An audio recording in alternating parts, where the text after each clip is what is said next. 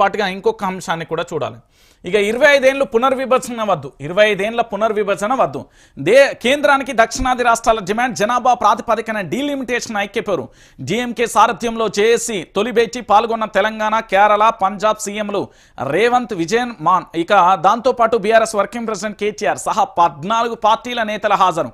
కేంద్రం బలవంతంగా డీలిమిటేషన్ చేపడితే ప్రతిఘటించాలని నిర్ణయం. వచ్చే నెలలో హైదరాబాద్లో మళ్ళీ భేటీ అంటూ కూడా చూడొచ్చు.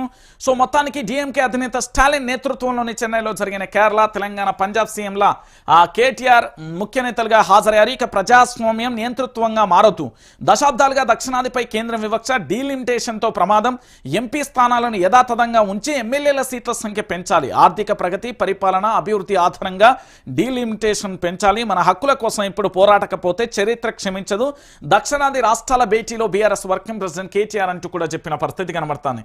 దక్షిణాది రాష్ట్రాలు దేశ జీడీపీలో 36% సహకారం అందిస్తున్నా కేవలం 19% జనాభా కలిగి ఉన్నాయి.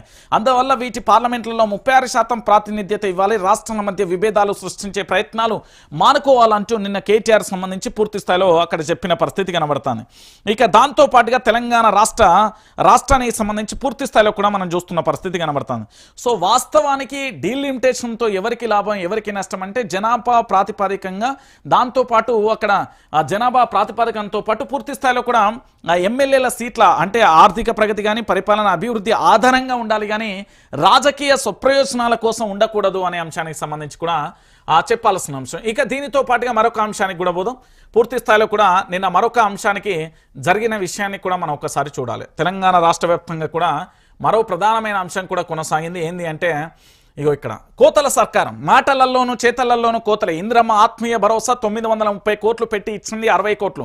ఈ బడ్జెట్ 330 కోట్లకు కోత పెట్టారు. ఫీజు రీఎంబర్స్మెంట్ ఇవ్వకపోతే కాలేజీలు మూతపడుతున్నాయి, విద్యార్థుల భవిష్యత్తు ఆగం చేయొద్దు.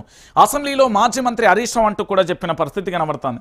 ఇక వీళ్ళకు విద్యా కార్డు అదోటి ఇదోటి ఇవన్నీ కూడా ఇచ్చిన పరిస్థితి ఇస్తామని మొత్తం వాళ్ళ మేనిఫెస్టోలో ప్రగల్భాలు వాళ్ళకి ఏం చేసి ఇప్పటి వరకు కూడా వాళ్ళకి ఏమీ ఇయ్యని పరిస్థితి కనబడుతుంది. అంటే పూర్తిగా కూడా తెలంగాణ రాష్ట్రానికి సంబంధించి విద్యా వ్యవస్థను అయితే నిర్విరామం చేసే ప్రయత్నంలో ప్రభుత్వం ఉంది అని చెప్పడంలో ఎలాంటి డౌటు లేదు అనే విషయాన్ని ఒకసారి మనందరికీ కూడా తెలిసిన విషయమే.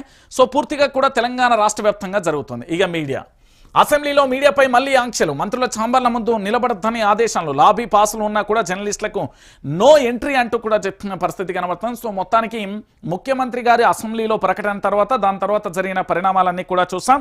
ఇక ఇప్పుడు ఏకంగా కూడా అసెంబ్లీలో మీడియాపై మళ్ళీ ఒకసారి ఆంక్షలు వేసిన పరిస్థితి కనబడుతుంది.